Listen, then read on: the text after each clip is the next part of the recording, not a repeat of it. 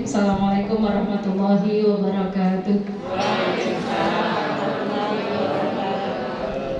Alhamdulillahirabbil alamin. Wassalatu wassalamu ala asrofil anbiya'i wal mursalin wa ala alihi wa ashabihi ajma'in. Asyhadu an la ilaha illallah wa asyhadu anna Muhammadan abduhu wa rasuluh la nabiyya ba'dah. Alhamdulillah, saya hormati Pak Alif dari pengurus Dikdasmen, pengurus cabang Muhammadiyah Gombong, seluruh ustadz-ustadzah yang dikomandoi oleh Bunda Yanti, dan juga Bapak Ibu wali siswa kelas 1 sampai kelas 6 yang pagi hari ini atas izin Allah sudah bisa hadir. Semoga semuanya dalam kondisi sehat walafiat. Sehat semuanya. Toxic parenting dan dampaknya bagi psikologis anak-anak.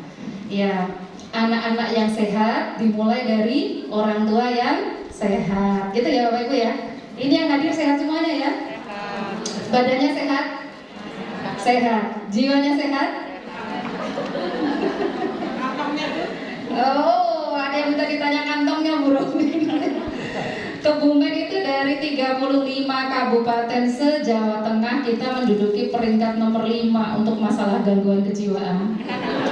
Maka kenapa saya wajib tanya di awal, kalau badannya sehat, jiwanya sehat nggak? Gitu ya Bapak Ibu. Kenapa? Karena fisik dan jiwa adalah satu kesatuan. Tidak ada kesehatan tanpa kesehatan jiwa.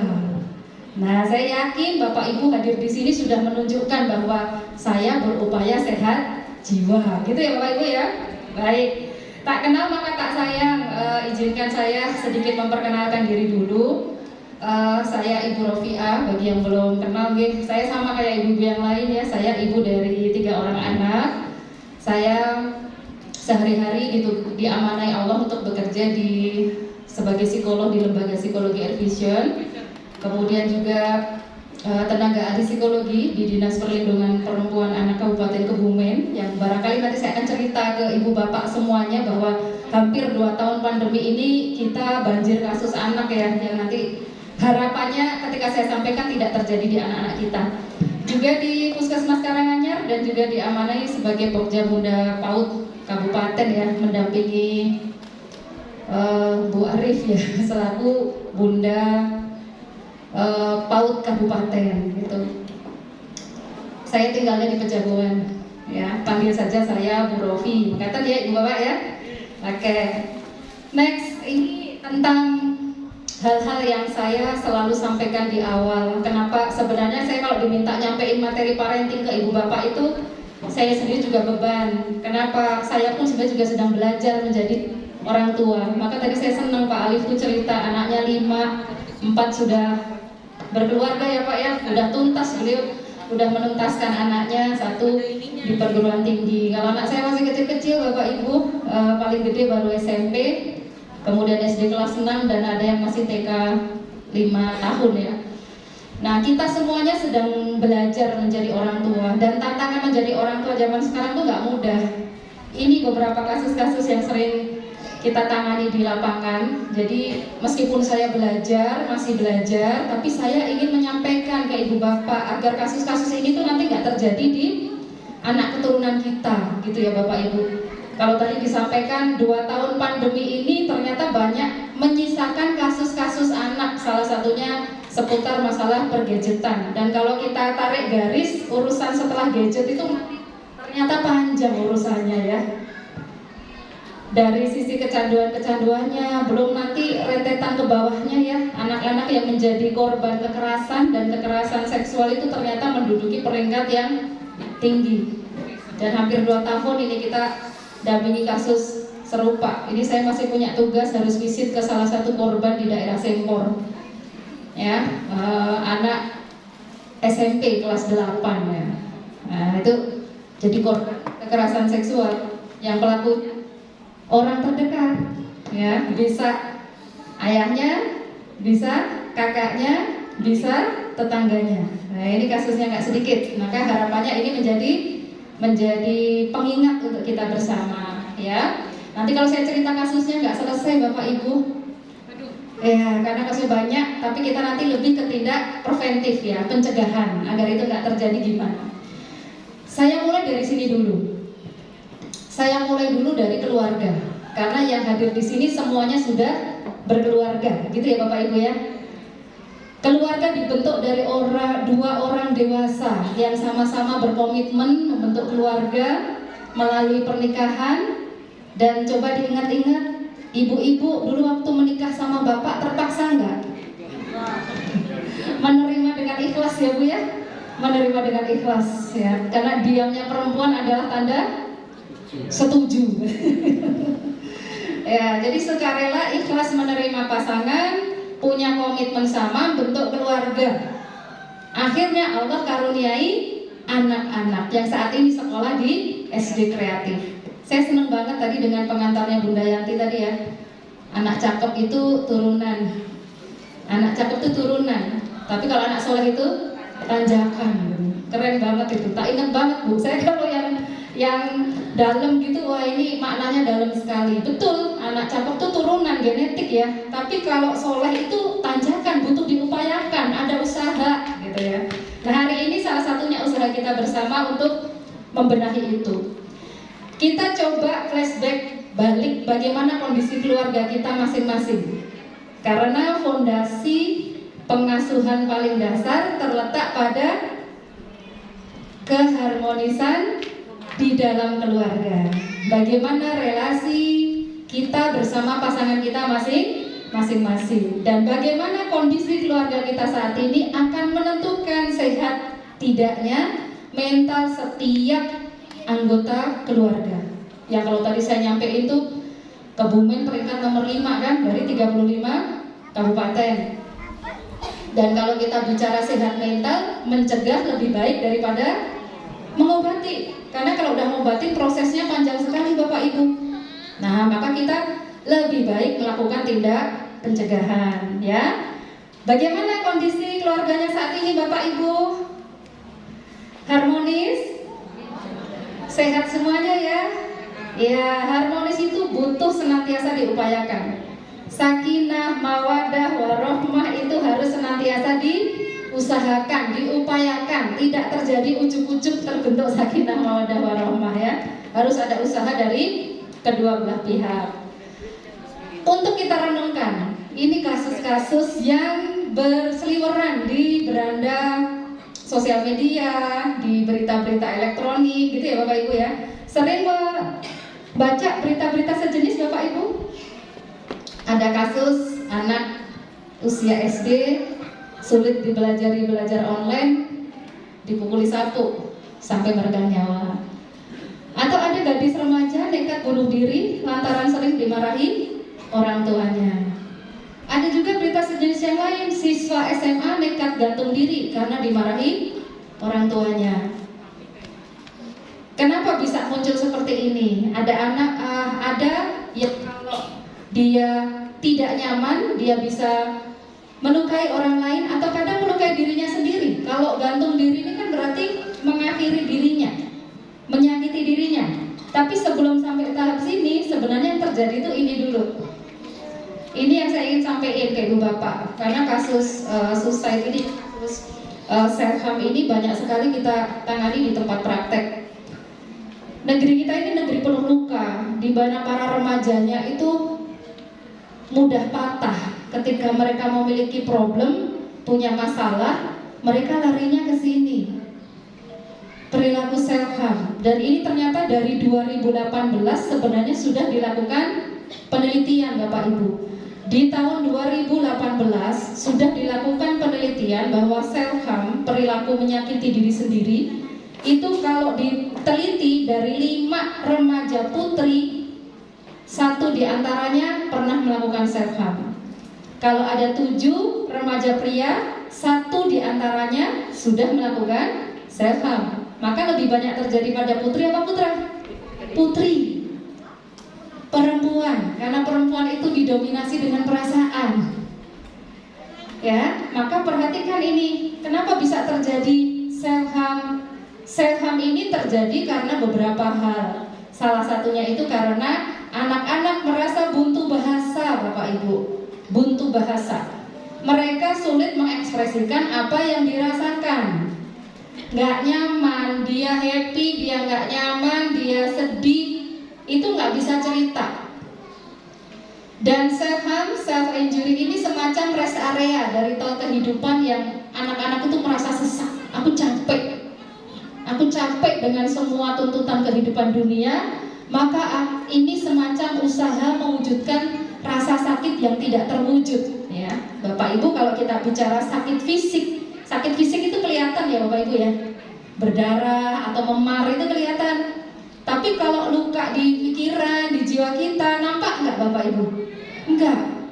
Nah, self-help ini semacam upaya untuk menunjukkan rasa sakit yang nggak berwujud. Dan masalahnya ternyata banyak remaja sudah melakukan ini, tapi orang tuanya nggak tahu.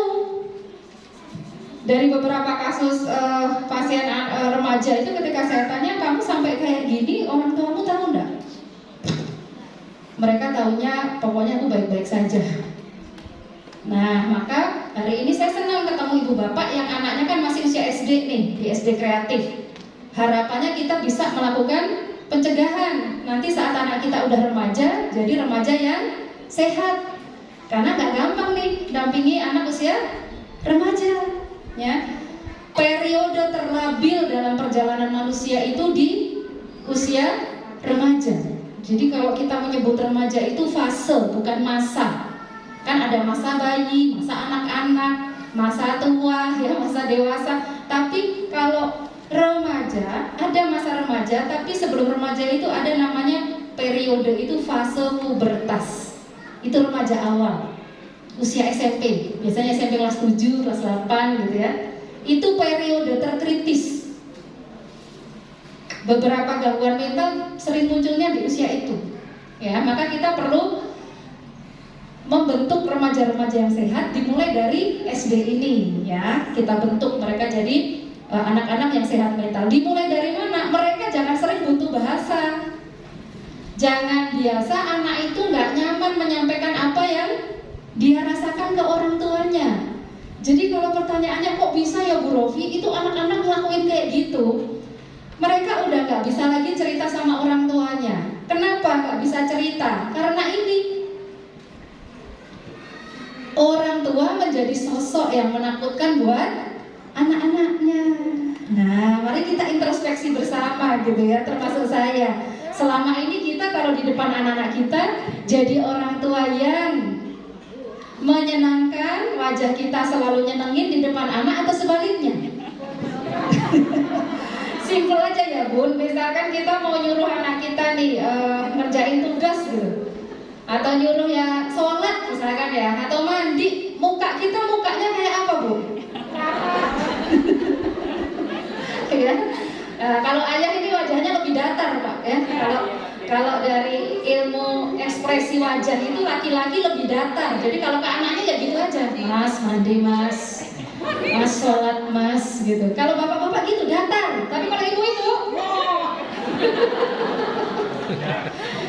bisa melengking ya, bisa melengking, matanya berubah, ekspresinya ya, tarikan otot-otot mukanya ini lebih dahsyat gitu ya. Maka perhatikan di sini, ini sebenarnya otokritik untuk kita semua. Saya katakan kita, termasuk saya ya. Apakah kita menjadi sosok yang menakutkan buat anak-anak kita atau enggak? Karena kalau iya, pelan tapi pasti anak itu akan semakin gak nyaman dan akan menutup dirinya dari kita. Tarik ulur sih. Ya, oke, ada yang bilang Bu Rofi saya tarik ulur. Bagus Bu. Yang penting apa? Komunikasinya jalan. Jangan sampai anak kemudian gak bisa cerita gitu ya. Kenapa begitu? Karena kita harus terus belajar, karena anak itu amanah dari Allah, sebagaimana Allah sudah ingatkan kita dalam surat Al-Isra ayat 34. Orang tualah yang menginginkan anak, dan keinginanmu adalah janjimu kepada Allah. Kelak kita akan dimintai pertanggungjawabannya sama Allah. Ya, coba diingat-ingat dulu yang minta anak kita kan Bu ya? Kita ya Pak ya? Bapak doa biasanya kalau habis sholat kan, ya Allah berikanlah aku anak yang soleh, anak yang solehah. Kita minta kan? Kita sampai menengadahkan tangan kita. Berarti saat minta akhirnya Allah ijabah. Ibu-ibu akhirnya garis merah 2, gitu ya Bu ya? Iya, seneng gak waktu itu Bu? Oh seneng banget Bu Rofi. Alhamdulillah. Ya, respon pertama kali perasaan bahagia pada saat tahu positif hamil itu langsung terkoneksi ke bakal janin. Maka penting banget ya kita begitu tahu itu langsung bahagia. Dan kebahagiaan ibu harus didukung pasangannya. Jangan tahu istrinya hamil, hamil lagi. Nah, itu istri merasa tidak didukung. Nah, ini penting ya, karena apa? Anak bersama kan. Jadi kalau hamil jangan bingung, ada pasangannya. Kecuali gak ada pasangannya kok hamil gitu, bingung ya. Nah, ini penting, yuk ingat lagi, karena anak titipannya Allah. Maka sejak kita jadi orang tua, ibadahnya kita tidak cuma baca Quran, gak cuma sholat, gak cuma ngaji. Ngasuh anak juga ibadah, bukan? Ibadah, karena kita sedang berupaya tadi yang dikatakan Bu Yati tadi loh, tanjakan. Pengen jadi anak soleh itu tanjak jalannya itu gak gampang. Kita harus terus berusaha, ya Bapak Ibu ya. Nah, maka hari ini kita belajarnya tentang toxic parenting. Toxic, kalau istilah toxic itu dalam dunia medis itu apa sih Bapak Ibu? Racun gitu ya, racun. Sekarang anak-anak ABG itu banyak banget tuh yang dibahas tentang toxic ya. Orang tua aku toxic banget Bu, nggak sedikit remaja yang curhat ke saya gitu. Orang tua aku toxic banget. Aku punya pacar Bu, tapi hubungan kami toksik. Itu nggak sedikit. Kemarin sore saya dapat kasus remaja putri juga kayak gitu. Pasanganku toksik banget, aku hanya dimanfaatin. Aku harus gimana Bu? Aku lagi galau. Itu nggak sedikit yang cerita ke saya. Tapi ternyata ngasuh anak juga yang bisa menimbulkan toksik. Bisa dimaksudkan toksik karena ngasuhnya berdampak pada rusaknya kondisi emosi anak. Jadi kesejahteraan mental, psychological well-being anaknya itu terganggu. Yang awalnya sebenarnya anak fitrahnya itu baik, karena kita ngasuhnya kurang baik, itu akan menjadi toksik dalam tumbuh kembang anak kita. Nah, siapa Bu Rofi yang bisa melakukan toxic parenting ini? Siapapun yang ngasuh anak. Bisa bapaknya, bisa ibunya, bisa kakeknya, neneknya, asisten rumah tangganya, gitu ya. Dan siapapun yang terlibat dalam pengasuhan anak kita. Lalu ciri toksik yang gimana? Satu, ya kita mau cek model pengasuhan kita masing-masing. Pengasuhan yang toksik itu yang pertama yang biasanya selalu reaktif. Reaktif itu berarti secara emosional sering nggak terkendali ke anak-anaknya. Di rumah kita yuk dicek masing-masing. Sering ada pemandangan seperti ini enggak? Kita lihat ketika wajah ibu seperti ini, kita lihat wajah anak. Wajah anak seperti apa Bapak Ibu? Matanya ke atas. Ini menunjukkan apa? Yang disampaikan ibunya nggak ada yang masuk. Anak nggak siap terima informasi. Ini frekuensinya beda. Anaknya santai badai, ibunya frekuensinya tinggi. Perhatikan, pesan itu bisa nyampe kalau frekuensinya sama. Ini ibu kalau pakai gadget kan, kalau mau telepon, aduh sinyalnya lemah nih, frekuensinya nggak sama kan, pesannya nggak nyampe, putus-putus. Nah ini nggak cuma putus-putus, emang nggak masuk informasinya. Saya sering sampaikan, kalau kita sebenarnya lagi nggak stabil, udah stop, jangan ngomong ke anak dulu, stabilin dulu emosi orang tua. Karena dapetnya capek doang, anaknya nggak ada yang masuk. Makanya ibunya bilang, kamu kan udah berkali-kali ibu bilang. Emang ibu bilang apa? Ya kan? Karena kita menyampaikan dalam kondisi otak anak tidak siap menerima informasi. Ya, ini penting banget. Nah masalahnya, kenapa sih orang tua bisa reaktif? Kenapa orang tua bisa gampang banget marah? Marah itu karena ada frustasi Bapak Ibu. Frustasi itu karena ada ekspektasi yang gak sesuai dengan realita atau kenyataan. Ekspektasi kita ngandani bocah itu sekali terus manut, kenyataannya berkali-kali. Ekspektasi saya nyuruh anak sekali, nak sholat, mangkat, kenyataannya. Nah, karena ekspektasi sama kenyataan gak sama, itu memicu terjadinya marah, reaktif dalam pengasuhan. Belum lagi kalau setiap kita juga sedang berjuang sama masalahnya masing-masing. Ibu bapak punya masalah karena kita manusia, Setiap kita sedang berjuang dengan masalah kita masing-masing, begitu kan? Ini saya gambarkan, ini adalah kita. Dan setiap kita sebenarnya sedang berjuang dengan masalah kita masing-masing, karena nggak ada orang hidup nggak punya masalah. Ada yang berjuang pengen banget punya anak, nggak dikasih-kasih. Ada yang berjuang dengan kondisi kesehatannya yang bolak-balik harus periksa kesehatan, itu mempengaruhi. Ada yang memiliki ambisi karir, kondisi ekonomi, kondisi relasi sama pasangan, itu juga mempengaruhi emosi, sehingga secara nggak langsung ke bawah saat kita ngasuh anak-anak kita. Atau di sini saya sebutkan fitrah yang tertukar. Fitrah yang tertukar itu, ini fenomenanya di masyarakat banyak. Kalau dulu perempuan itu banyak menjadi tulang rusuk, sekarang menjadi tulang. Oke, ini juga jadi problem. Kemudian di sini mertua isu, ini juga bisa jadi problem nggak? Bisa. Maka setiap kita sedang berjuang menyelesaikan masalahnya masing-masing agar itu tidak berdampak dan menjadi toksik dalam pengasuhan. Mari kita evaluasi masing-masing dan berusaha menyelesaikan sebaik mungkin. Jangan sampai itu terbawa pada saat kita ngasuh anak. Karepnya marahnya bukan ke anak sih, tapi anak yang kena gitu ya. Marahnya sebenarnya aku tuh ke pasanganku, tapi ternyata justru kenanya ke anak gitu ya. Ini yang problem-problem yang mempengaruhi orang tua dalam mengasuh. Dan maka kalau kita tidak lolos dengan emosi kita sendiri dalam pengasuhan, maka yang menjadi terancam sebenarnya fisik kita, Bapak Ibu.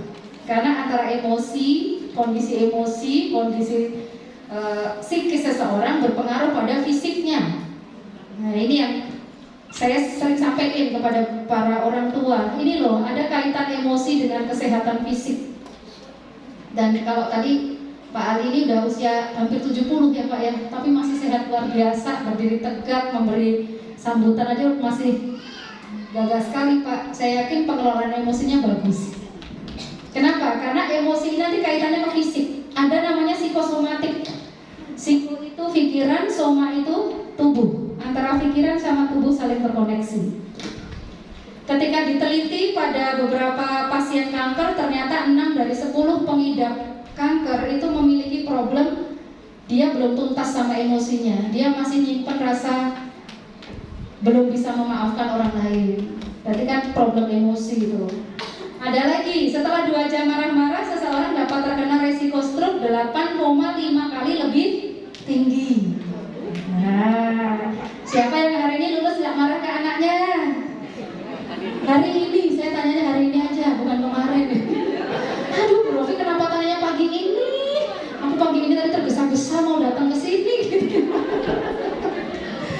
Harapannya sih Bapak Ibu, kita tambah usia, pengelolaan emosi kita makin baik. Dulu punya anak 1, oke lah masih sering ngegas-ngegas. Anak 2 harus gasnya dikurangin. Ya, tambahin rem gitu ya. Oke. Oh, ada bunda yang bilang tambah anak tambah ngegas Bu Rofi. Tambah usia, tambah pengelolaan antara gas sama rem. Bapak Ibu kalau naik kendaraan suka kombinasi gas rem nggak? Atau gas terus? Gas rem. Gas terus apa? Kalau gas terus resikonya apa? Kecelakaan. Udah tahu jalan menggok, ngegas terus ya.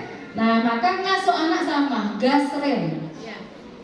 Ada kalanya ya memang anak perlu kita tegasin, tapi ingat remnya juga dijaga, pastikan pakem. Maka pengelolaan emosi menjadi apa? Menjadi tuntutan pada saat kita menjalankan peran pengasuhan. Dan saya bilang di depan Bapak Ibu, bukan saya udah lulus, saya jatuh bangun juga untuk bisa memiliki pengelolaan emosi yang baik ke anak-anak. Siap belajar ya Bapak Ibu ya? Oke, minimal saat marah jangan pegang anak dulu. Ambil jeda sebentar aja.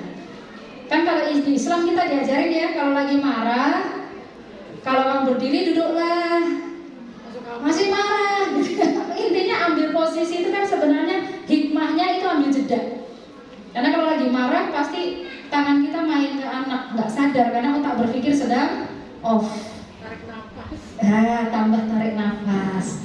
istighfar gitu ya. Cakep lagi tambah minum air putih.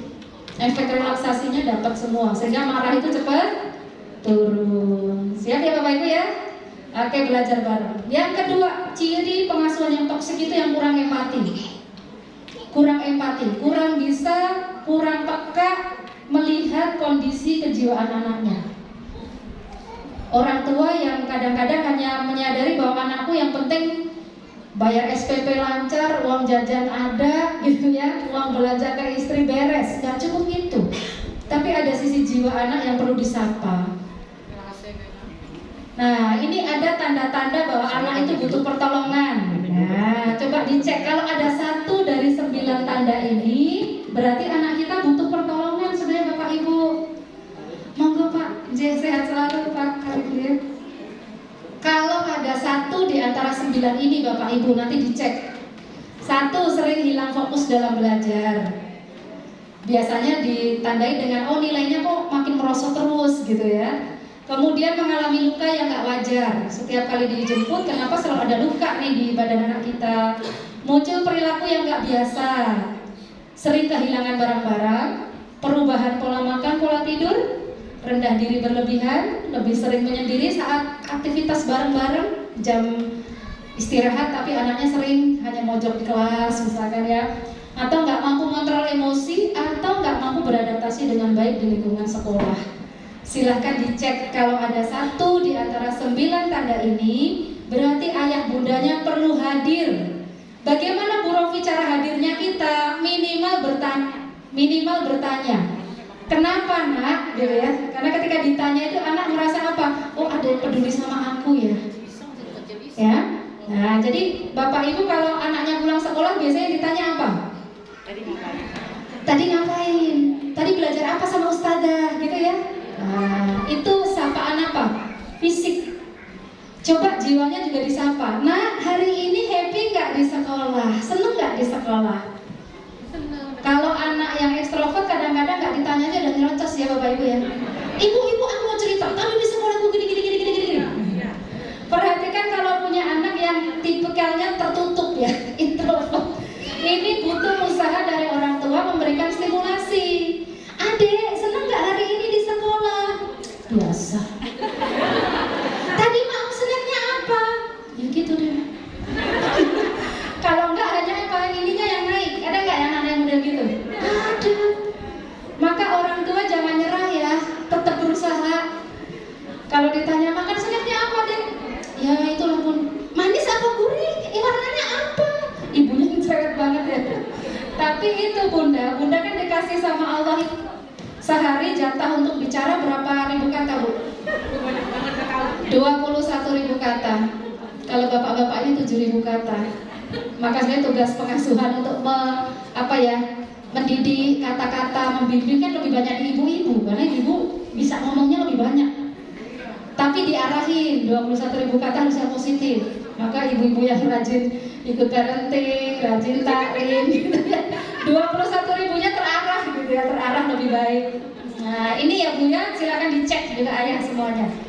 Yang ketiga, orang tua yang toksik itu yang sangat mengontrol dan mengendalikan. Seakan-akan tidak memberi kesempatan anaknya untuk apa? Mengekspresikan pilihan-pilihan dia. Ya, pokoknya, nah kalau sudah pokoknya itu toksik banget. Pokoknya manut mama, beres, sukses pok. Nah, sampai urusan mau pergi saja ibu-ibu yang semua ngatur.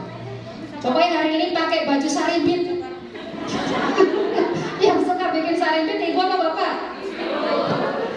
Kalau bikin saribit Bu, itu anaknya juga ditanya minimal warna kesukaanmu apa. Karena ibunya suka warna pink atau ungu terang. Padahal anak cowoknya ini nggak suka banget warna itu. Setiap mau pergi perang tuh sama ibunya. Aku nggak mau pakai itu. Shh, biar kalau di foto bagus. Pokoknya kita kompak nanti kita kabur. Nah kalau udah kayak gini tuh banyak anak-anak itu yang merasa aku nggak pernah ditanya.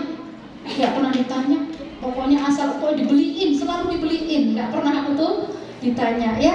Maka kalau nggak pengen jadi toksik, ayo tanya anaknya, libatin anaknya, komunikasi kan.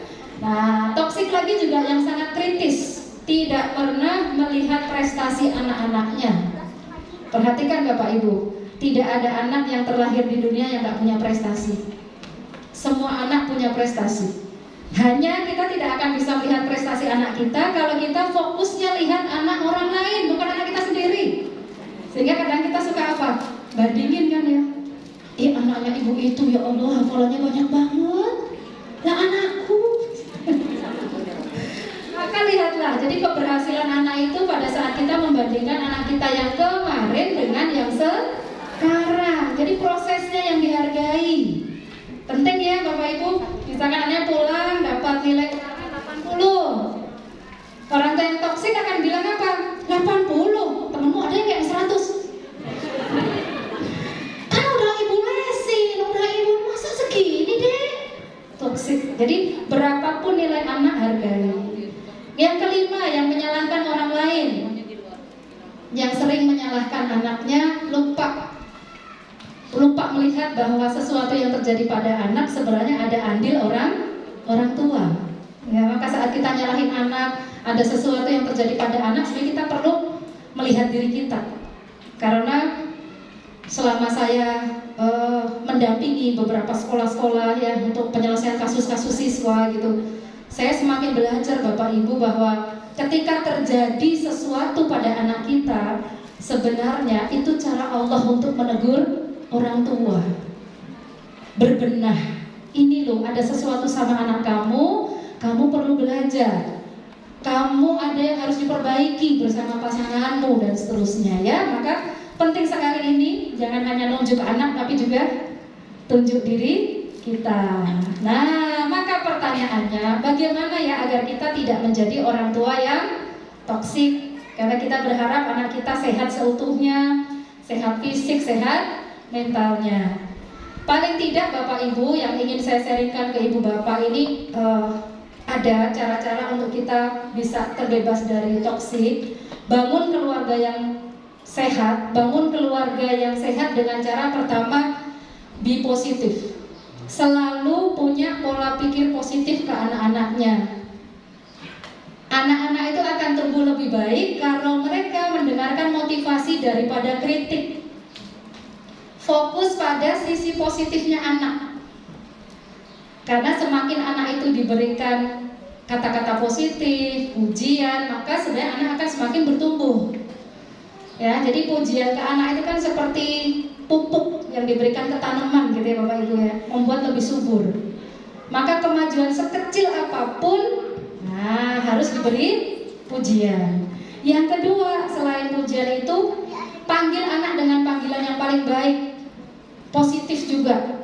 Ya, di agama kita kan juga banyak sekali diajarkan bagaimana para sahabat itu kalau manggil anak-anak, anaknya, pasangannya dengan panggilan yang baik kan ya Bapak Ibu ya. Nah, kita harus juga manggil anak kita dengan panggilan yang paling baik.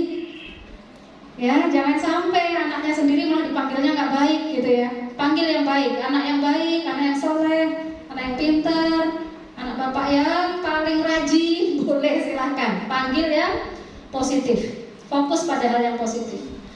Yang kedua, kalau yang pertama tadi be positif, yang kedua itu be connected. Nah, jalin koneksi sama anak. Apalagi kalau tadi disampaikan kita ini tantangannya gadget kan gitu ya. Anak, ada nggak anaknya bapak ibu yang nggak suka main gadget gitu, ada nggak sih? Nggak ada, karena kenapa? Anak kita anak yang terlahir di era teknologi. Malah aneh kalau anak sekarang nggak suka HP. Aneh kan? Masa lahir di era teknologi nggak suka main HP? Dia ketinggalan zaman. Bayi aja pegang HP. Gimana Bu? Bayi aja pegang HP, Bu Rufi. Iya, cuma tadi kita perlu mengelola agar itu tidak menjadi kecanduan. Biar nggak kecanduan gimana? Koneksi kita sama anak yang dijaga. Anak yang larinya semakin nyaman ke handphone itu karena dia makin gak nyaman sama orang tuanya. Saya kemarin, 2 hari kemarin ada salah satu guru SD yang kontak ke saya, punya siswa kelas 6 SD perempuan. Anaknya sangat berprestasi, hafalannya banyak, Tapi ternyata terdeteksi oleh ayahnya, anak ini ternyata sudah terpapar video porno. Kemudian juga oleh ustadzahnya pun dicek, ternyata iya di gadgetnya itu dia sudah masuk ke link-link yang berbau pornografi. Dan si ustadzah ini sampai tanya ke saya, apa yang harus saya lakukan Bu Rofi?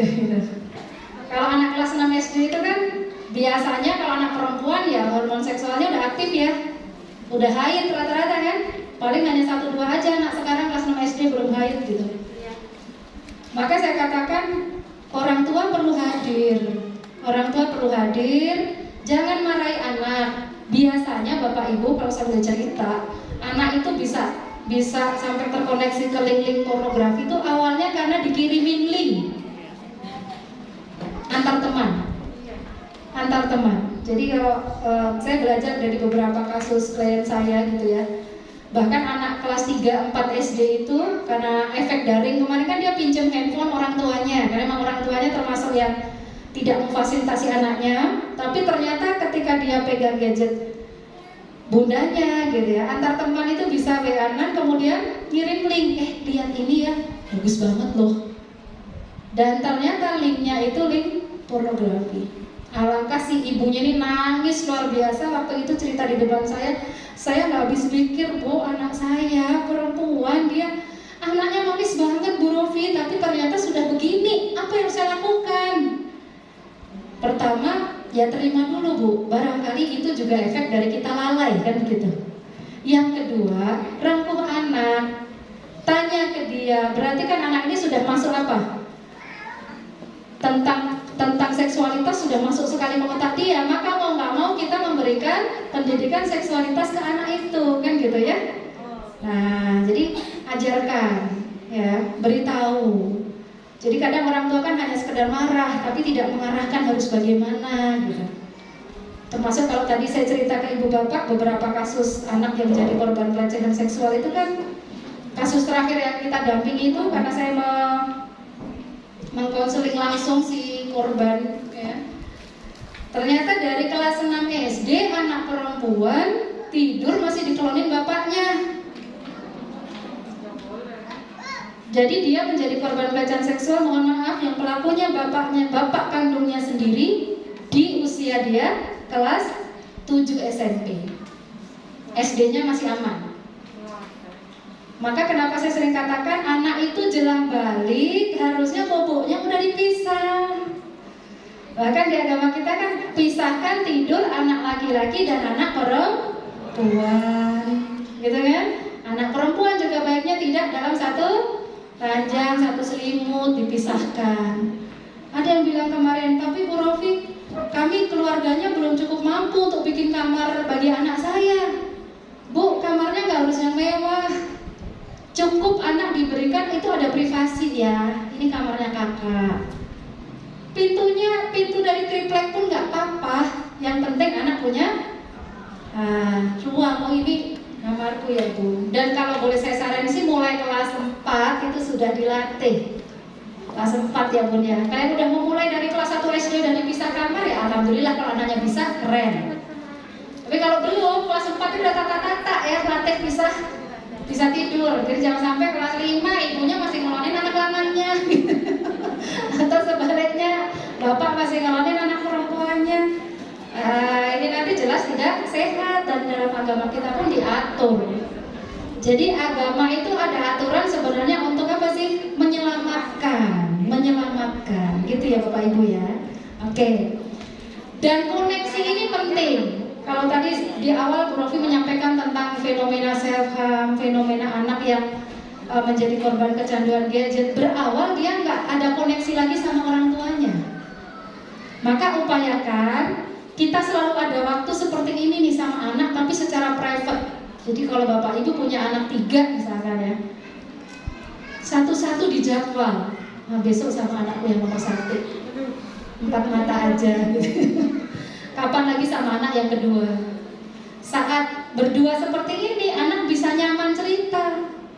Karena kalau ini mau cerita, di sini ada adiknya yang TK, keluar nggak masalah dia? Enggak, mau cerita adiknya bunda pipis, nggak jadi. Padahal udah mau ke inti masalah gitu, nggak jadi. terjadi. Ya, maka upayakan Bapak Ibu sesibuk-sibuknya kita punya waktu untuk menjalin koneksi sama anak-anak. Maka di sini nih, di agama kita pun diajarin ada waktu-waktu kita bisa terkoneksi, terhubung sama anak. Di antaranya itu saat naik kendaraan. Waktu jemput anak jangan disia-siakan ya Bapak Ibu. Nih, kalau Bapak kan seringnya yang jemput anak, seringnya Bapak ya. Saat jemput itu manfaatkan momennya. Adik gimana tadi di sekolah, senang gak? Syukur-syukur Bapak agak longgar, pulang sekolah hampir ke dulu ke bakso. Maksudnya bukan jajannya, tapi saat jajan anak ini bisa cerita. Apalagi kalau anaknya laki-laki. Perhatikan, kemarin ada ibu-ibu yang curhat ke saya. Bu Rofi, saya punya anak laki-laki kelas 6 SD, kalau pulang sekolah begitu nurunin tas langsung dibanting, habis itu HP mana HP, HP mana HP. Barangkali ada yang sama, maka saya katakan, Bu, kenapa sih anak pulang sekolah yang dicari langsung HP? Kira-kira kenapa? Karena di sekolah dia capek mikir. Jadi main HP itu refreshing. Ibu bapak juga gitu enggak? Ngaku. Kalau habis kerja, udah ini ada waktu longgar, bapak ibu kan buka handphone kan? Bacain sosial media, cari-cari berita, baca status. Itu refreshing nggak? Refreshing. Jadi kalau anak kadang pulang ke rumah pengen, bunda mana HP ku? Oke, enggak apa-apa, sana main sebentar ya nak. Yang penting ada waktu, ya, ada batasan, ya. Jadi kalau saya boleh sampaikan, waktu pulang sekolah ini tolong momennya dipakai. Saat anak sakit itu juga saat yang bagus sekali untuk kita bisa memberi nasihat. Kemudian saat makan, nah ini terutama yang punya anak laki. Anak laki-laki pantang dinasehatin dalam kondisi perutnya lapar. Kenapa? Gak bisa mikir laki-laki kalau lagi lapar. Maksud ibu-ibu ya kalau mau ngajak ngomong bapaknya, pastikan bapak udah makan. Kalau belum makan itu sudah bisa diajak ngomong itu udah. Jadi jangan sampai suami pulang baru pakai kendaraan kita udah ribut. Pak, itu loh anaknya. Suami tambah emosi gitu ya. Jadi pastikan dia udah makan dulu. Kalau udah makan baru Pak, bunda pengen ngomong penting banget gitu ya. Nah, ini tips buat ibu-ibu yang pengingat untuk saya juga. Saat makan, terutama laki-laki. Jadi yang punya anak laki-laki, upayakan bapak ibu punya waktu untuk sekedar makan bareng sama anak. Saat makan, ibu bisa bikin banyak kesepakatan, termasuk misalkan berapa lama sih dek kamu boleh main HP-nya lah dek, gitu ya. Kasih waktu, bikin kesepakatan sama anak-anaknya, ya. Jadi kita bukan yang toksik yang sekedar pokoknya selesai mainnya, enggak. Tapi sudah ada mau berapa lama dek? 3 jam bunda, 3 jam misalkan. Kurangin lah dek. Jadi ada lobby-lobby. Nah, kuncinya ada komunikasi. Siap ya bapak ibu? Kuncinya kurangi perlahan. Karena kalau langsung sama sekali nggak boleh main HP, kira-kira apa yang terjadi sama anak? Lari ke tetangga. Iya. Kalau sama sekali nggak boleh, gitu. No HP sama sekali. Ternyata dia apa? Nontonnya sama tetangga sebelah. Begini. Ke handphone tetangganya, kita malah nggak bisa kontrol, ya. Ini kemudian jadi kuncinya kita bangun bonding yang kuat. Apalagi era teknologi seperti sekarang. Ini yang sering saya ulang-ulang dan sering saya sampaikan. Koneksi dibentuk lewat sentuhan orang tua ke anak-anaknya. Kalau dari penelitian ini, Bapak Ibu, minimal sesibuk-sibuknya kita lakukan 4 belayan ke anak, 4 sentuhan ke anak, sentuhan wajib itu. Maka kalau habis maghrib itu wajib langsung evaluasi. Hari ini anakku yang mana yang belum tak sentuh, kasih hak dia. Kalau yang masih SD kelas 1, TK, itu kadang masih sering kan, nyalu sama ibunya gitu. Tapi yang mulai kelas 5, kelas 6, SMP, kadang lupa kita, ya. Ada nggak di sini yang orang tua wali kelas 6? Coba tunjuk tangan. Wali kelas 6 mana? Wali kelas 6. Oke, ini yang sebentar lagi masuk SMP ya. Iya. Anak kelas 6 itu kadang kita datangin dia, bunda susah. Iya benar. Udah mulai nggak nyaman kan? Karena dia sudah jelang masa pra-pubertas dia sebenarnya. Jadi mulai nggak nyaman. Tapi ada saatnya dia juga pengen nempel-nempel kita. Tetap harus diberi haknya. Maka kalau kita habis maghrib, oh ya Allah, anakku yang ini belum tak sentuh, datengin dia, Mas, sentuh. Jatahnya berapa sehari? 4. Ya, 1. Dirapel boleh nggak? 1, 2, 3. Kalau terpaksa banget ya monggo, masih mending daripada nggak sama sekali kan gitu. Tapi lebih baik kalau 4 itu nggak dirapel. Minimal sentuhan pertama itu saat kita bangunin sholat subuh. Ya, bangunin sholat subuh itu sentuhan pertama. Yang kedua saat berangkat sekolah. Ketiga saat kita pulang kerja. Keempat jelang malam sebelum dia tidur, nemenin dia bikin tugas dan seterusnya. Lebih banyak dari 4 lebih baik. Dan kalau bisa ke tahap ini lebih keren. Setelah nyentuh nggak cuma butuh sentuh, tapi juga butuh apa? Peluk. Peluk ini ternyata energinya luar biasa, bisa menurunkan stres dan mengurangi depresi. Jadi kalau tadi saya katakan kita di Kebumen ini punya faktor risiko kan, gangguan mentalnya tinggi. Sebenarnya cara mencegahnya di keluarga kita sendiri. Sekeluarga punya jatah yang sama untuk dipeluk. Pasangan kita, anak-anak kita gitu ya, kasih haknya. Kalau udah makin remaja kadang dipeluk nggak enak, nggak mau dia. Kitanya juga udah agak risik. Rangkul, ya Allah anaknya ibu udah gede banget ya dek ya, gitu kan, seneng itu dirangkul anaknya. Jangan sampai kita nggak memberikan haknya, karena kalau koneksi terputus akan banyak problem. Siap ya Bapak Ibu, kita lebih baik mencegah daripada mengobati. Yang terakhir, be the role model. Jadi teladan, jadi contoh buat anak-anak kita. Karena dengan adanya anak kita berproses jadi pribadi yang lebih baik. Coba lihat gambar ini. Di sini ada anak cowok, ada bapaknya gitu kan. Nah, ini memodel bapaknya nggak? Bapak-bapak nyadar nggak jenengan dicontoh anak-anaknya Pak?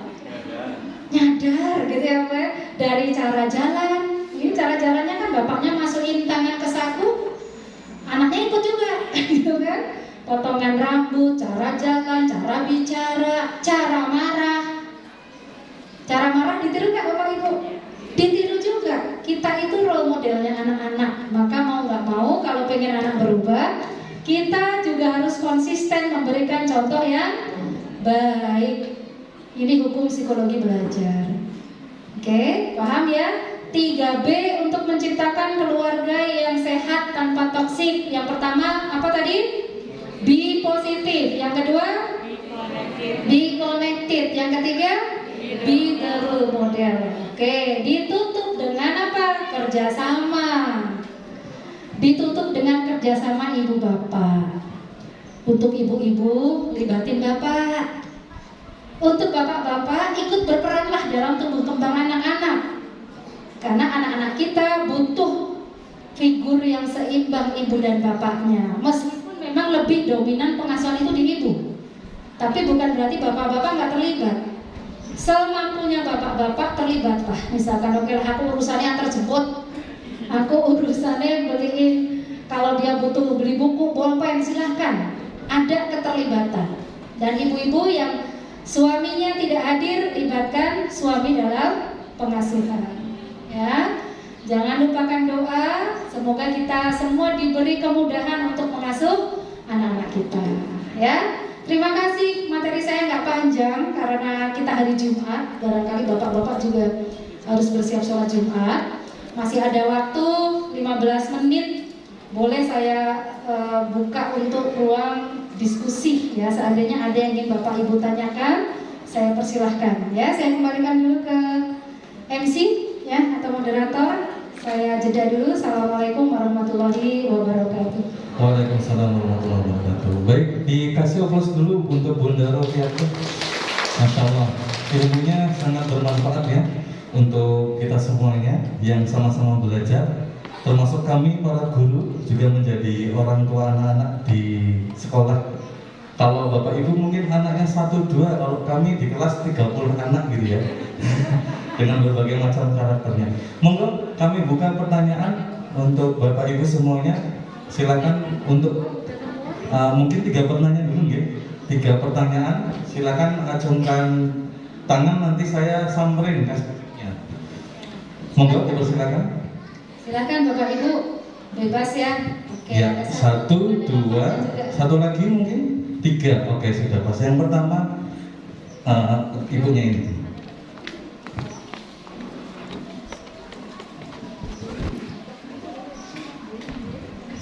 Assalamualaikum warahmatullahi wabarakatuh. Terima kasih atas waktu yang diberikan. Bunda Romfi, saya punya anak yang kelas 6 SD perempuan. Sudah mulai bertanya-tanya tentang seks karena jelang haid juga gitu ya. Mohon diberikan penjelasan batasan apa ya, memberikan sex education gitu. Itu saja. Terima kasih. Bunda siapa tadi? Bunda Nur. Bunda Nur. Oke, baik Bu, terima kasih. Bapaknya yang kedua? Iya, silakan Pak. Terima kasih. Assalamualaikum warahmatullahi wabarakatuh. Waalaikumsalam. Saya kebetulan wali kelas 6 Abu Bakar, kalau tidak salah. Ini kelas 6 sebentar lagi, kurang lebih 6 bulan. Anak-anak saya kan sudah selesai Bunda. Masalahnya begini, saya maunya anak itu mondok setelah ini. Tetapi setelah saya tanya dari hati ke hati, anaknya nggak mau mondok. Nah, ibunya maunya ke SMP negeri. Jadi saya tidak satu pandangan. Sehingga anaknya bingung.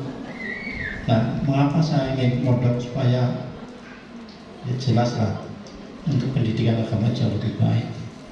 Karena nah ini solusinya gimana Bunda? Apakah anak itu harus nurut saya karena saya mau membiayai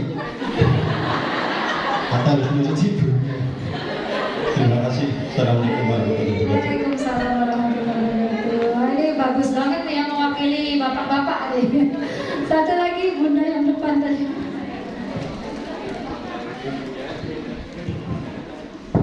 Assalamualaikum. Saya Wali Santri dari kelas 5.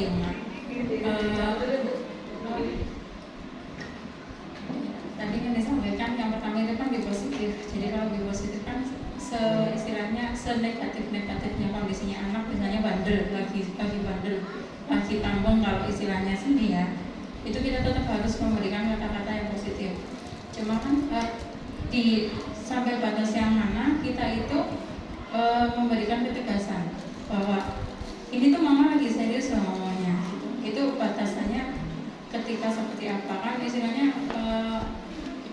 nggak mungkin bicaranya yang data positif, diusahakan seperti itu. Tapi kan terkadang kita habis ini udah harus kayak gini, harus kayak gini. Itu batasannya seperti apa? Baik, terima kasih Bunda. Waalaikumsalam warahmatullahi wabarakatuh.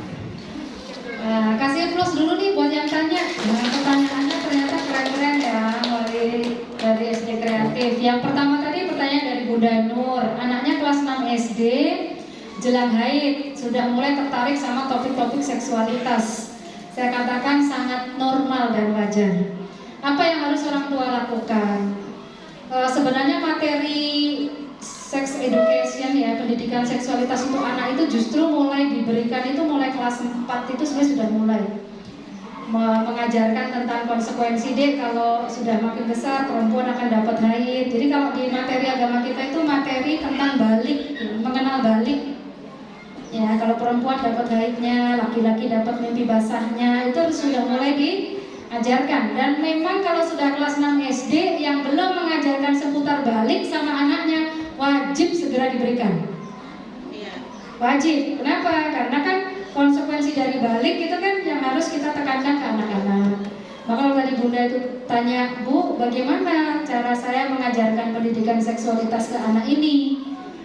Pertama, kalau pendidikan seksualitas itu dimulai dengan pertama itu merubah mindset orang tua dulu, bahwa bicara tentang seksualitas ke anak itu bukan sesuatu yang tabu. Itu pertama dulu. Karena kadang kita itu orang timur ya, kadang-kadang itu mau ngomong masalah seksualitas itu minggram-mingring gitu kan.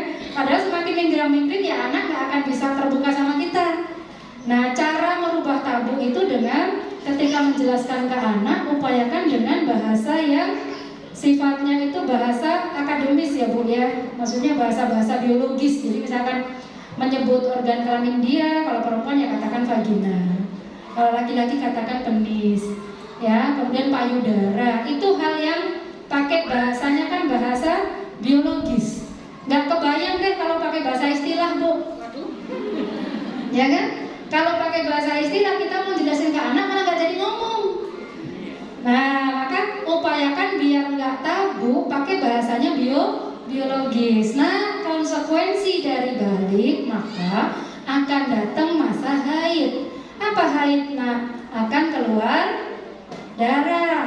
Ya, darah ini karena sel telur yang tidak dibuahi. Nggak apa-apa, Bunda cari referensi dari Google pun nggak apa-apa. Tapi kan dilihat bareng sama anak ya. Nah, ini sel telurnya kamu nih Dek. Karena tidak terjadi proses pembuahan maka luruh. Luruhnya terjadi darah haid, keluar darah. Nah, maka Bunda ngajarin kalau keluar darah kadang ada yang nggak nyaman, kamu harus pakai pembalut. Ajarin cara pakai pembalutnya, tutorial Bun. Betul, dulu saya ngajarin tutorial anak SD kelas 4 dan sifatnya mentoring gitu ya, kelompok gitu. Betul-betul mohon maaf ada celana dalamnya, ada pembalutnya. Ini cara pakai pembalutnya kayak gini Dek. Kalau sudah kotor, kena darah, cara melepasnya gini. Dibersihinnya bagaimana, cara nyuci celananya. Kalau nggak kita orang tuanya yang ngajarin, terus siapa? Nggak mungkin anak belajar sendiri ya. Maka itu bagian dari pendidikan seksualitas.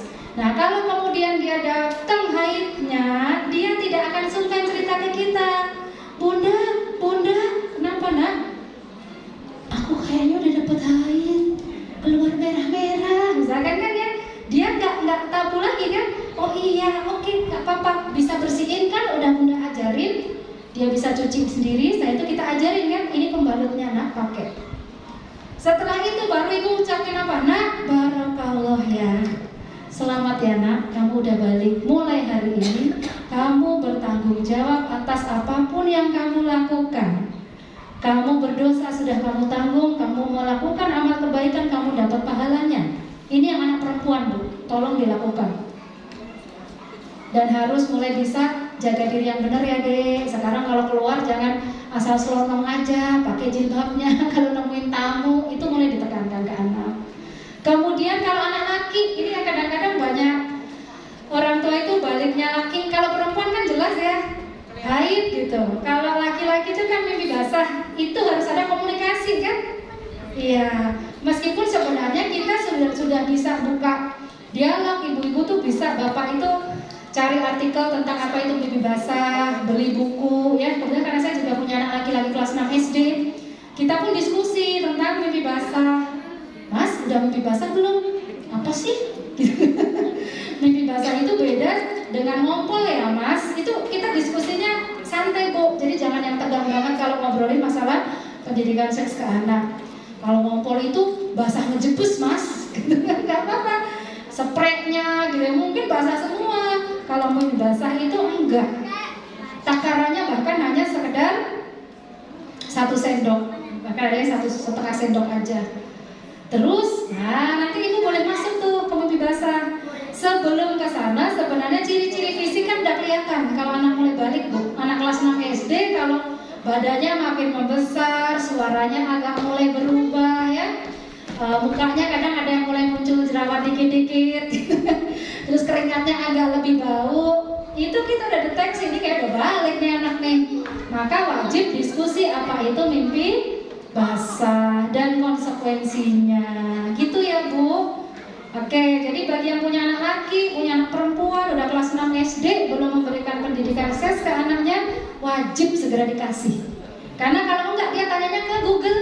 Maaf, kalau ke Google mereka tanya itu, yang keluar belum tentu semuanya edukatif. Ada yang berbau pornografi dan itu kan resiko ke anak-anak kita. Gitu ya Bun, juga Ayah.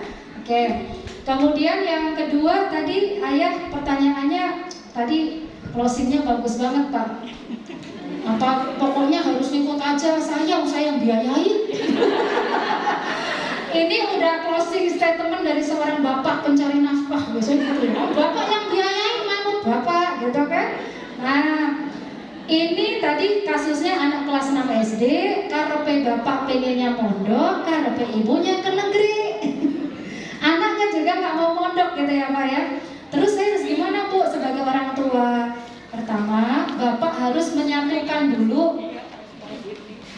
Ibu bapak harus kompak dulu Pak, satu kata. Jadi jangan di depan anak bapak bilang A, ibunya B, anak akan cenderung nyari yang aku mau. Karena anak itu titipannya Allah, kita yang harus nyarahin. Tapi tentu juga lihat usia anak ya, karena kalau kelas 6 SD itu kan udah jelang remaja.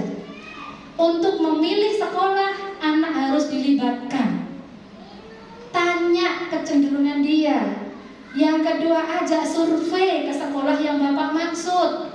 Jadi misalkan aku pengennya anak ini mondok. Ada pondok A, pondok B, misalkan ya bapak cari di situsnya dulu. Ini loh mas, nanti tuh gini. Pas kita ada waktu luang, ajak dia minimal melihat bangunan nyata dari pondok itu kayak apa. Itu kan untuk membentuk ketertarikan dulu. Nanti sepanjang jalan kan dia akhirnya mondok enggak ya, mondok enggak. Biasanya kan anak kayak gitu. Tapi kuncinya bapak ibu harus ngobrolnya disatuin dulu Pak. Ya, jadi karena kalau ayah ibu nggak sepakat nanti anaknya juga bingung. Lah ibu begini, bapak begitu. Ya. Setelah itu yang kedua libatin anak. Yang terakhir kalau boleh saya pesan bapak ibu, pondok pesantren itu baik. Tapi tidak semua anak siap dengan metode pondok pesantren. Ini yang saya ingin tekankan, karena saya di tempat praktek banyak nanganin kasus anak-anak yang udah dipondokin baru berapa bulan, belum genap 1 semester keluar. Padahal untuk masuk pondok pesantren itu biayanya juga nggak sedikit kan. Terus anak itu asal pindah itu kalau nggak belum tentu bisa, kalau nggak nanti nunggu minimal 1 semester selesai dulu, atau nggak nunggu tahun ajaran baru kan gitu. Maka kalau boleh saya tekankan, kita juga harus melihat apakah anak saya siap betul ya untuk di pondok pesantren. Ya, kalau pengalaman saya pribadi, saya itu punya anak pertama memang tidak pondok pesantren karena perempuan. Yang kedua ini laki-laki, karena memang dari kelas 4 SD pun dia ada keinginan untuk mondok. Jadi oke, kita fasilitasi. Kalau yang perempuan saya ngerasa memang anaknya sedikit pemalu, dia belum selesai sama diri dia, dan ketika ditawarkan untuk mondok dia juga nggak mau, jangan dipaksakan. Ya, maka kita sebagai orang tua udah dibekali insting Pak sama Allah, anak gue kira-kira bisa nggak ya gitu. Maka dialog terus, lakukan koneksi ke anak Bapak ya. Jadi bagaimanapun memang sebenarnya pondok pesantren itu bagus sekali memang, karena anak itu mulai siap lepas dari orang tuanya itu usia SMP ya. Jadi kalau dari lahir sampai usia SD kelas 6 itu kan pembentukan bonding. Investasi dekatnya harus banyak dulu. SMP anak lepas agar dia latihan mandiri. Aplikasi pengasuhan yang udah kita kasih. Tapi kalau kita merasa memang anak kita ada catatan secara psikis, anaknya juga secara sosial ada catatan, ternyata juga dia nggak terlalu berminat, kemandirian belum terbentuk, udah saya ajak komunikasi kok anaknya kok nggak ada ketertarikan sama sekali gitu. Jangan terlalu dipaksakan. Karena kalau ada problem nanti di pondok pesantrennya, anak bisa bilang, kan yang pengen mondok bapak, aku nggak pengen. Nah seperti itu Pak. Jadi masih ada waktu Bapak untuk terus menggali. Tapi kuncinya Bapak ngobrol 4 mata dulu sama istri ya Pak ya. Nah, temuin dulu kalau Bapak mondok karena apa, Ibu pengen ke ini tuh karena apa, satuin dulu. Setelah itu baru ngobrol sama anaknya. Gitu Pak, semoga cukup membantu ya Pak ya. Oke, yang terakhir tadi dari Bunda Bu Rofi, kalau anak udah kelas 5 SD, kadang-kadang dia juga berperilaku negatif, misalkan batasannya apa sih Bu? Kita itu tetap positif sama anak gitu ya. Pertama, kalau anak sudah terlabel negatif, misalkan dia memang sering mungkin kalau ngomong kasar misalkan ya, kemudian sering banget jadi troublemaker. Semakin kita label negatif, itu akan semakin membentuk konsep diri dia bahwa aku itu buruk, aku tuh nakal, aku itu negatif. Maka di bagian be positif tadi, meskipun anak kita secara perilaku belum positif sebagaimana ideal yang kita mau, tetap kita panggil dengan panggilan yang paling baik. Pertama itu positifnya, Mas, anaknya ibu yang soleh sini, gitu kan? Oke, kemudian yang kedua, kalau anaknya laki-laki, kalau menginstruksi jangan banyak basa-basi. Ini penting, karena laki-laki nggak suka basa-basi. Untuk poin aja. Jadi misalkan ibu pengen nyuruh dia mandi karena udah sore, langsung tentu poin, Mas sudah sore mandi nak. Jadi jangan pakai basa-basi, Mama sudah tahu nggak sih jam berapa sekarang? Anak laki-laki itu kan bilang apa? Jam 5. Dia nggak mudeng, iya malah tanya itu ngapain sih Bun? Itu anak laki-laki, dan kalau kita lakuin itu kita tambah emosi kan? Jadi kalau anak laki-laki ya Mas sudah sore mandi nak, untuk poin. Yang ketiga, batasan untuk kita bisa positif sebenarnya itu antara tegas sama galak itu bedanya tipis ya. Tapi kalau dalam pengasuhan itu yang diharapkan tegasnya bukan galak. Kalau galak itu salah nggak salah anak itu kita reaktif gitu. Tapi kalau tegas itu keaturan. Jadi misalkan sudah jam segini memang udah limited banget dia harus segera sholat, kalau enggak waktunya habis, maka bunda harus tegas, maaf Mas, matikan handphone, sholat. Ya, dan kita nggak perlu suara tinggi, ngapunten. Apalagi suara ibu-ibu tuh kalau ditinggiin melengking, nggak enak banget didengar. Makanya biasanya anak laki-laki akan cenderung mas, gitu kan. Maka kita harus sholat, Mas maaf, matikan HP, sholat. Tentu poin kan? Matikan HP, sholat. Matikan HP, mandi. Kita boleh ulang misalkan sudah pertama nih kita udah manis banget mukanya, manut-manut gitu kan, nggak segera bergerak. Ulangi lagi, Mas maaf, matikan handphonenya, sholat dulu. Ya, kok tidak segera? Ibu boleh bertindak, tapi bukan tangan main, tapi minta handphonenya nak, handphonenya. Jadi diminta handphonenya. Kadang anak-anak bergerak meskipun mukanya manyun. Ada nggak ketika disuruh anaknya ya mangkat sih tapi mukanya ya ampun mukanya manyun banget Bu Rufi, terus gimana? Nggak apa-apa, karena kebaikan kadang-kadang perlu dipaksakan, gitu kan? Nah Mas, jalannya begini mukanya udah jelek banget gitu. Tapi setelah itu sebenarnya secara kejiwaan anak itu merasakan apa? Nyaman ya, ikut aturan. Kalau anak udah ngelakuin, bilang makasih ya Mas, udah patuh sama bunda, sip. Nah itu be positif. Jadi be positif itu jangan lupa meskipun anaknya manyun di closing sama apa? Pujian. Karena anak kita itu kebutuhan dasar emosi ya. Anak yang jarang dihargai, jarang dipuji, jarang ada kata positif, dia akan nyari di luar sono Bu. Di luar sono di mana Bu Rofi? Bisa di dunia maya, di game online. Yang punya anak laki-laki mulai kelas 5, 6 itu suka main game kan? Game online apalagi kalau udah ada mabar. Bu Rofi tahu banget Bu Rofi, anak saya kelas 6 SD yang laki-laki. Kalau udah jadwal mabar, kadang saya ikut nongkrong di sampingnya. Mabar tuh kayak apa toh gitu, biar kita tahu. Tapi tetap kita ada konsekuensi waktunya. Gitu ya Bunda ya. Kuncinya tegas pada aturan. Suara kita tetap berusaha rendah. Karena rumah yang laksana syurga itu rumah yang minim teriakan. Maka latihan kita apa? Nggak ada teriakan di dalam rumah kita. Suaranya direndahkan. Gitu ya Bun. Terima kasih. Semoga ada manfaatnya. Mohon maaf kalau ada kesalahan selama saya menyampaikan ke ayah bunda semuanya. Selamat berproses menjadi orang tua yang bisa menjalankan amanah dari Allah. Semoga kita dimudahkan ya Bapak Ibu ya. Ya, jadi doa dikabulkan itu bukan berarti langsung anak kita itu berubah baik, bukan. Tapi barangkali kita dimudahkan prosesnya menjadi orang tua yang lebih baik, gitu kan? Ditambah sabarnya, itu dikabulkannya doa kayak gitu. Ya, terima kasih. Semoga lain waktu bisa bertemu dalam kondisi yang lebih baik lagi. Assalamualaikum warahmatullahi wabarakatuh.